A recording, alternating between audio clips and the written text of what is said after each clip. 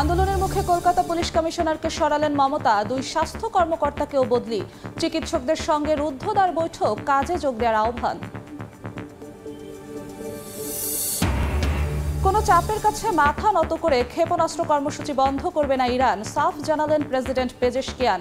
যুক্তরাষ্ট্রকে নেতিবাচক মনোভাব পরিহারের আহ্বান।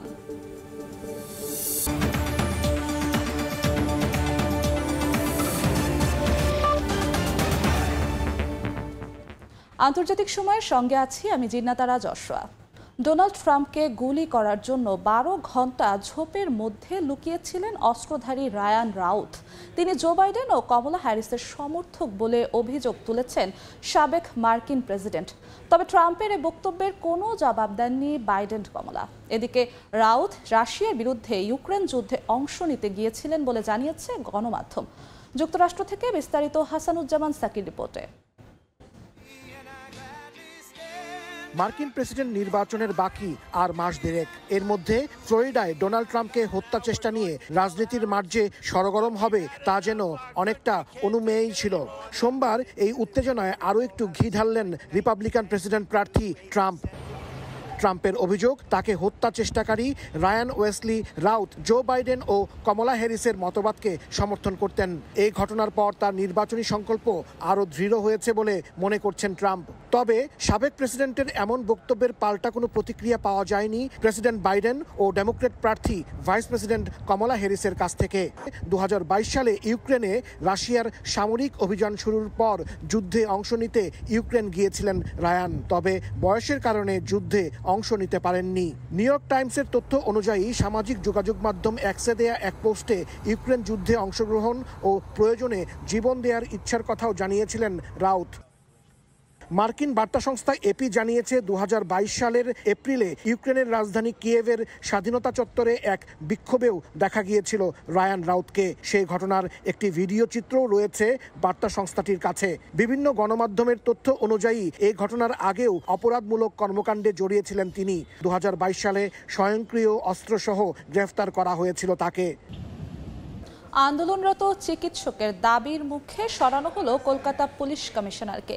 এছাড়াও রাজ্যের শীর্ষ দুই স্বাস্থ্য কর্মকর্তাকেও বদলি করা হচ্ছে।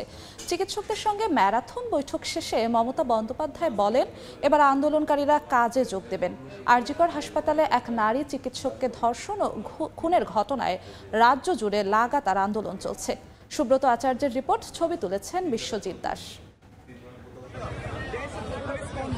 প্রবল চাপের মুখে শেষ পর্যন্ত আন্দোলনরত জুনিয়র চিকিৎসকদের দাবি মেনে কলকাতার পুলিশ কমিশনার বিনীত কুমার গোয়েলকে সরানোর সিদ্ধান্ত নিয়েছেন পশ্চিমবঙ্গের মুখ্যমন্ত্রী মমতা বন্দ্যোপাধ্যায়। বদলি করা হচ্ছে রাজ্যের স্বাস্থ্য অধিকর্তা ও স্বাস্থ্য শিক্ষা অধিকর্তাকেও। এছাড়াও কলকাতা পুলিশে ঢালাও রদবদল আনার ঘোষণাও দেন মমতা। সোমবার রাত 12টায় সংবাদ সম্মেলনে মমতা বন্দ্যোপাধ্যায় বলেন, জুনিয়র চিকিৎসকদের 5টি দাবির মধ্যে 4টি দাবি মেনে নিয়েছেন তিনি। রোগীদের কথা বিবেচনা করে চিকিৎসকরা এখন কাজে যোগ দেবেন, এমনটাও আশা তার। এর আগে সন্ধ্যা 6টায় 42 জন জুনিয়র চিকিৎসকদের একটি প্রতিনিধি দল মুখ্যমন্ত্রী বাসভবন কালীঘাটে পৌঁছান। সন্ধ্যা 6টা থেকে রাত 11:30 পর্যন্ত বৈঠক হয়।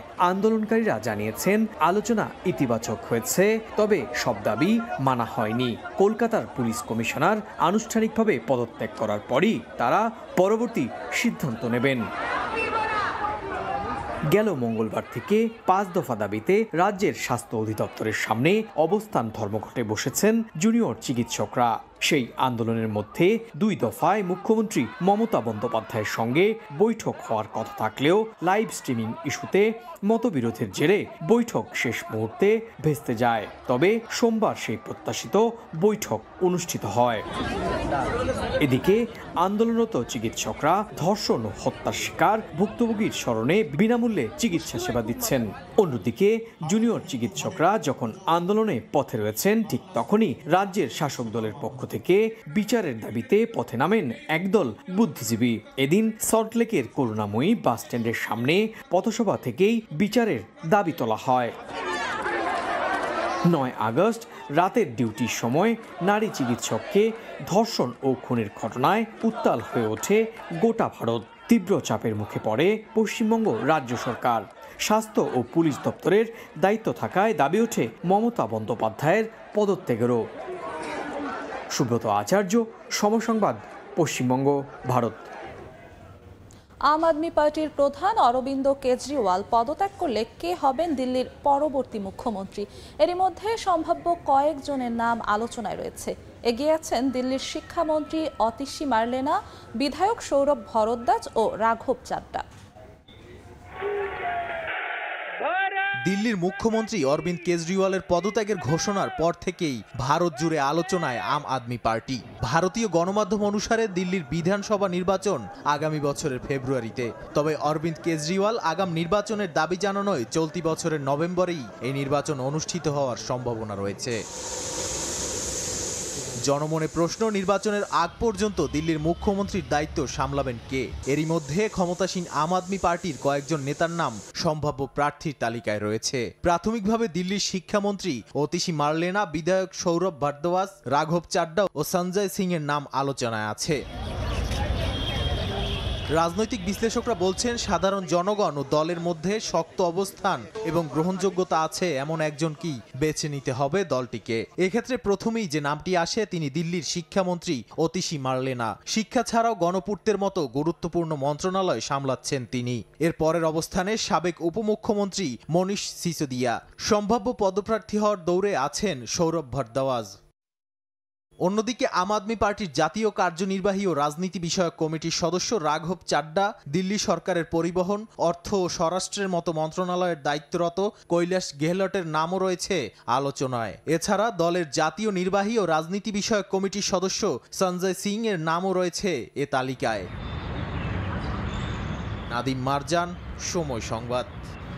আন্তর্জাতিক চাপের কাছে মাথা নত করে ক্ষেপণাস্ত্র কর্মসূচি বন্ধ করবে না বলে জানিয়েছে ইরান। সংবাদ সম্মেলনে দেশটির প্রেসিডেন্ট মাসুদ পেজেশকিয়ান বলেন, ইরানের প্রতি নেতিবাচক মনোভাব পরিহার করলেই কেবল যুক্তরাষ্ট্রের সঙ্গে আলোচনা সম্ভব। ইরানের ক্ষমতায় আসার পর সোমবার প্রথমবারের মতো সংবাদ সম্মেলন করেন প্রেসিডেন্ট মাসুদ পেজেশকিয়ান। সম্মেলনে তিনি ইরানের বর্তমান ও ভবিষ্যতের বিভিন্ন পরিকল্পনা তুলে ধরেন। প্রেসিডেন্ট জানান, ইরান কখনোই ক্ষেপণাস্ত্র কর্মসূচি বন্ধ করবে না। ইসরায়েল যেভাবে ক্ষেপণাস্ত্র ব্যবহার করে গাজায় অমানবিক আগ্রাসন চালাচ্ছে তা দেখে ইরানের নিরাপত্তা নিশ্চিতে ক্ষেপণাস্ত্রের প্রয়োজন বলে মনে করেন তিনি। পেজেশকিয়ান আন্তর্জাতিক সংস্থাদের আগে ইসরায়েলকে নিরস্ত্র করে এরপর তেহরানের দিকে নজর দেওয়ার আহ্বান জানান। ইয়েমেনের হাউথিদের কাছে হাইপারসোনিক মিসাইল সরবরাহের অভিযোগকে অস্বীকার করেছেন পেজেশকিয়ান। হাউথিরা যে মিসাইল ব্যবহার করেছে তা ইরানের অস্ত্র ভাণ্ডারে নেই বলে দাবি করেন তিনি। তেহরানের প্রতি নেতিবাচক মনোভাব পরিহার করলে কেবল ওয়াশিংটনের সঙ্গে আলোচনা সম্ভব বলে জানান ইরানের প্রেসিডেন্ট। তিনি বলেন, যুক্তরাষ্ট্রের প্রতি ইরানের কোনো বৈরী মনোভাব নেই। তেহরানকে শত্রু ভাবা বন্ধ করতে ওয়াশিংটনের প্রতি আহ্বান জানান পেজেশকিয়ান। সংবাদ সম্মেলনে নবনির্বাচিত ইরানের প্রেসিডেন্ট জানান, কোনো আন্তর্জাতিক চাপের কাছেই ইরান মাথা নত করবে না। প্রতিবেশী রাষ্ট্রগুলোর সঙ্গে মিত্রতার সম্পর্ক স্থাপন করে দেশের অর্থনৈতিক ও রাজনৈতিক অগ্রগতির আশ্বাস দেন পেজেশকিয়ান। এছাড়া চীন রাশিয়ার সঙ্গেও বন্ধুত্ব জোরদারের আগ্রহ প্রকাশ করেন তিনি। যে কোনো প্রতিকূলতার বিরুদ্ধে ইসলামিক রাষ্ট্রগুলোকে এক হয়ে থাকার আহ্বানও জানান পেজেশকিয়ান। মালিহা সুহরাওয়ার্দী, সময় সংবাদ। অর্থনৈতিক সংকটে ধুঁকতে থাকা শ্রীলঙ্কায় অনুষ্ঠিত হতে যাচ্ছে নির্বাচন। আগামী 21 সেপ্টেম্বর দেশটিতে প্রেসিডেন্ট নির্বাচন। প্রচারণা জমে উঠেছে 4 হেভিওয়েট প্রার্থীকে কেন্দ্র করে। অর্থনৈতিক পুনরুদ্ধার, দারিদ্র্য বিমোচন, দুর্নীতি বিরোধী পদক্ষেপের মতো নানা প্রতিশ্রুতি দিচ্ছেন প্রার্থীরা। গুরুত্বপূর্ণ এই নির্বাচন দেশটির সংস্কারের ভাগ্য নির্ধারণ করবে বলে আশাবাদ ব্যক্ত করেছেন রাজনৈতিক বিশ্লেষকরা। নির্বাচন সামনে রেখে সরগরম দক্ষিণ এশিয়ার দ্বীপরাষ্ট্র শ্রীলঙ্কা। জমে উঠেছে নির্বাচনী প্রচারণা। দেশটির 4 হেভিওয়েট প্রার্থীকে নিয়ে চলছে আলোচনা সমালোচনা। 2 বছর আগে দেউলিয়া ঘোষণার পর চরম অস্থিতিশীলতার মুখে পড়ে দেশটি। আর এই অবস্থা থেকে উত্তরণের জন্য হতে যাচ্ছে দেশটির প্রেসিডেন্ট নির্বাচন। গুরুত্বপূর্ণ এই নির্বাচন দেশটির সংস্কারের ভাগ্য নির্ধারণ করবে বলে প্রত্যাশা করা হচ্ছে।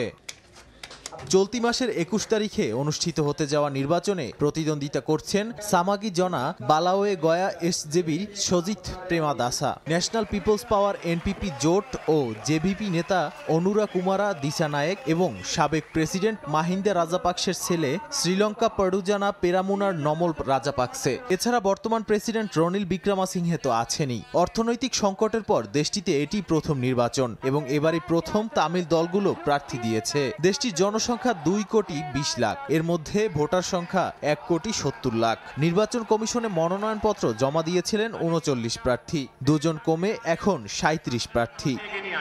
বিশেষজ্ঞরা মনে করছেন পুরোটাই এখন দেশের জনগণের উপর নির্ভর করছে। সঠিক পথে দেশকে এগিয়ে নিতে সঠিক নেতৃত্ব বেছে নিতে হবে। আন্তর্জাতিক গণমাধ্যম বলছে বিক্রমাসিংহে অর্থনৈতিক পুনরুদ্ধারের উপর ফোকাস রেখেছেন। প্রেমাদাসা সামাজিক গণতন্ত্র ও দারিদ্র্য বিমোচনের উপর জোর দিচ্ছেন। দিসানায়েক পদ্ধতিগত পরিবর্তন এবং দুর্নীতি বিরোধী পদক্ষেপের পক্ষে কথা বলছেন। নির্বাচন অত্যন্ত প্রতিদ্বন্দ্বিতাপূর্ণ হবে বলে আশা করা হচ্ছে, যদিও বাস্তবতা ভিন্ন বলে দাবি করছেন রাজনৈতিক বিশ্লেষকরা। ৩ প্রধান প্রতিদ্বন্দ্বী একটি ভারসাম্যপূর্ণ বৈদেশিক নীতির দিকে ঝুঁকছেন বলে মনে করা হচ্ছে। বিক্রমাসিংহে বা প্রেমাদাসা সরকার ভারত এবং পশ্চিমা শক্তির দিকে আরও বেশি ঝুঁকে পড়বে বলে ধারণা করা হচ্ছে। দিসানায়েকের সরকার চীনের সঙ্গে ঘনিষ্ঠ সম্পর্ক গড়ে তুলবে বলে মনে করা হচ্ছে। বিশ্লেষকরা আরও বলছেন নির্বাচনের ফল দেশের ভূরাজনৈতিক গতিশীলতা উল্লেখযোগ্যভাবে প্রভাবিত করতে পারে। নাদিম মারজান, সময় সংবাদ। দক্ষিণ কোরিয়ায় অনুষ্ঠিত হয়েছে দ্বিতীয় ইসলামিক কনফারেন্স। এতে যোগ দেন বাংলাদেশের 2 ইসলামিক স্কলার শায়েখ আহমদুল্লাহ ও মিজানুর রহমান আজহারি। আলোচকদের দেখতে দূর দূরান্ত থেকে ছুটে আসেন কয়েক হাজার প্রবাসী বাংলাদেশি।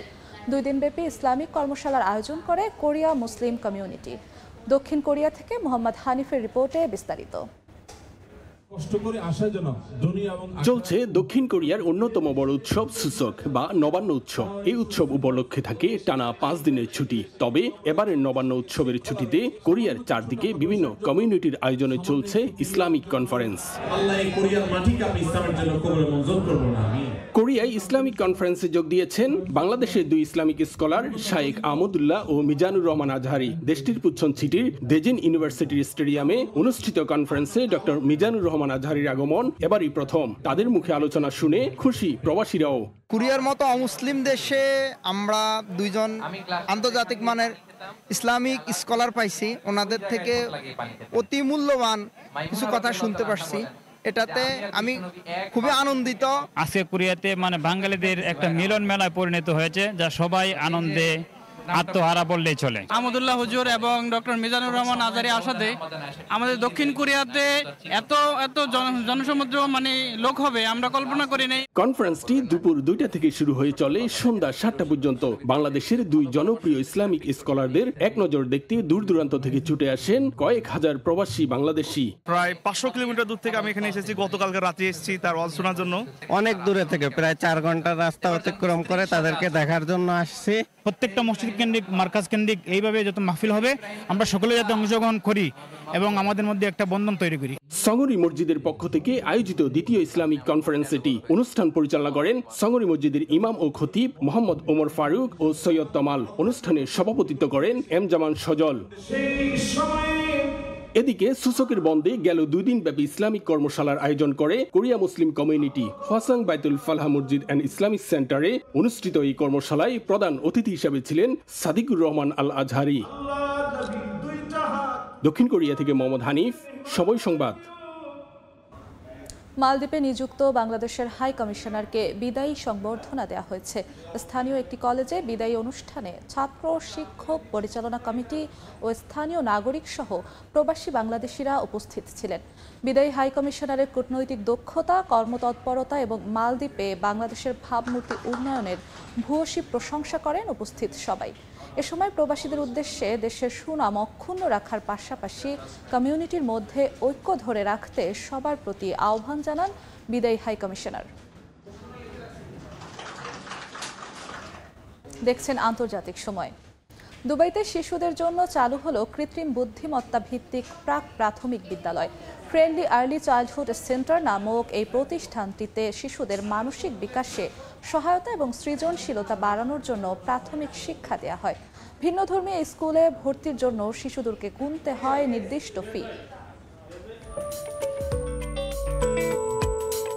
রোবট কুকুরটি নানা ধরনের অঙ্গভঙ্গি করছে, যা আগ্রহ নিয়ে দেখছে শিশুরা। অন্যদিকে অত্যাধুনিক এআই প্রযুক্তি কাজে লাগিয়ে একটি কক্ষের মেঝেতে ইন্টারঅ্যাক্টিভ সাদা বোর্ডে আঁকাআঁকি করতে দেখা যাচ্ছে কয়েকজনকে। কেউ আবার নিজেদের বুদ্ধিমত্তাকে কাজে লাগিয়ে পাজল সমাধান করছেন। এই চিত্রটি দুবাইয়ের ফ্রেন্ডলি আর্লি চাইল্ডহুড সেন্টার নামক একটি প্রাক প্রাথমিক বিদ্যালয়ের, যেখানে শিশুদেরকে কৃত্রিম বুদ্ধিমত্তা ও অত্যাধুনিক প্রযুক্তি ব্যবহার করে নানা ধরনের শিক্ষা প্রদান করা হয়।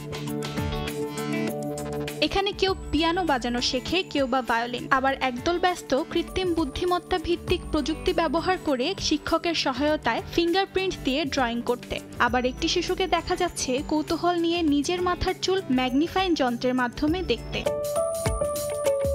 যেখানে কৃত্রিম বুদ্ধিমত্তা এবং উচ্চ প্রযুক্তির সঙ্গে গতানুগতিক শিক্ষাকে এক করা হয়। আকর্ষণীয় এই স্কুলটিতে ভর্তি হওয়ার জন্য শিশুদেরকে গুনতে হয় নির্দিষ্ট পরিমাণ ফি। সংশ্লিষ্টরা বলছেন, কৃত্রিম বুদ্ধিমত্তা শেখার এবং জ্ঞান দেওয়ার ভিত্তি না হলেও এটি শিশুর সৃজনশীলতা বের করে আনতে সাহায্য করে। সেই সঙ্গে শিশুর চিন্তা শক্তি বাড়িয়ে সেই জ্ঞানকে বৃহত্তর বিশ্বে বাস্তবায়ন করতে সাহায্য করে। স্কুলটিতে ইন্টারঅ্যাক্টিভ টুলসের মাধ্যমে শিশুদেরকে নতুন কিছু শেখার জন্য আগ্রহী করে তোলা হয়। অর্জিতা শেজিন, সময় সংবাদ। তুরস্কের ইস্তাম্বুল শহরের বিখ্যাত বসফরাস সেতুর ওপর স্ল্যাক লাইন দিয়ে হেঁটে এশিয়া থেকে ইউরোপ গেলেন এক ব্যক্তি। মোট 1074 মিটার স্ল্যাক লাইন হেঁটে সেতুটি পার হন তিনি। তার সময় লেগেছে 47 মিনিট।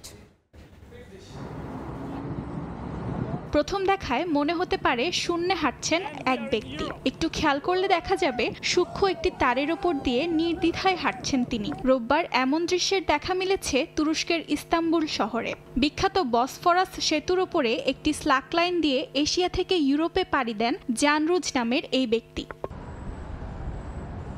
সমুদ্রপৃষ্ঠ থেকে অনেক উপরে তারের ওপর হার্নেস লাগিয়ে হেঁটে যান তিনি। অনুভূতি জানাতে গিয়ে রুজ বলেন, শুধুমাত্র সামনের দিকে তার প্রতিটি পদক্ষেপের ওপর লক্ষ্য স্থির রেখে অসাধ্য এই কাজটির জন্য মনোনিবেশ করেছিলেন।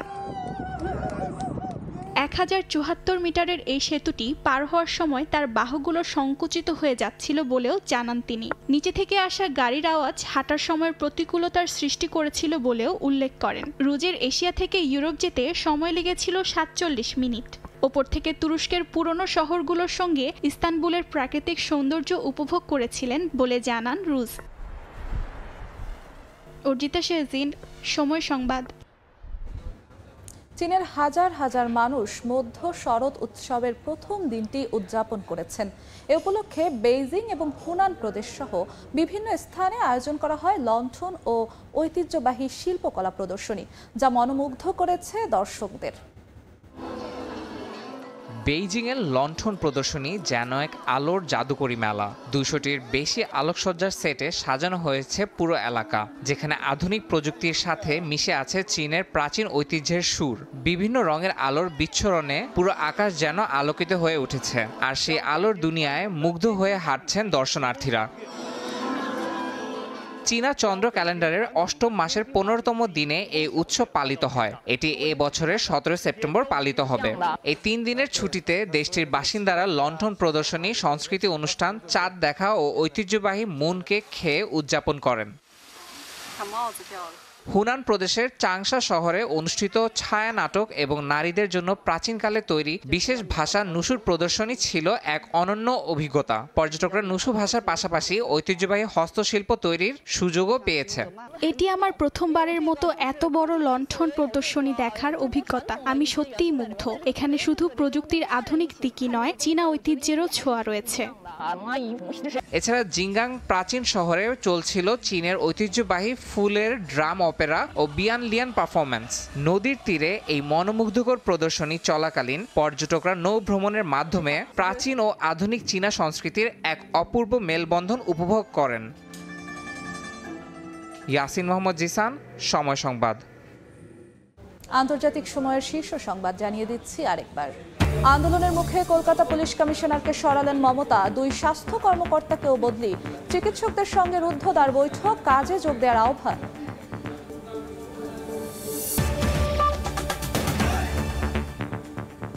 এই ছিল আন্তর্জাতিক সময়। সঙ্গেই থাকুন সময়ের।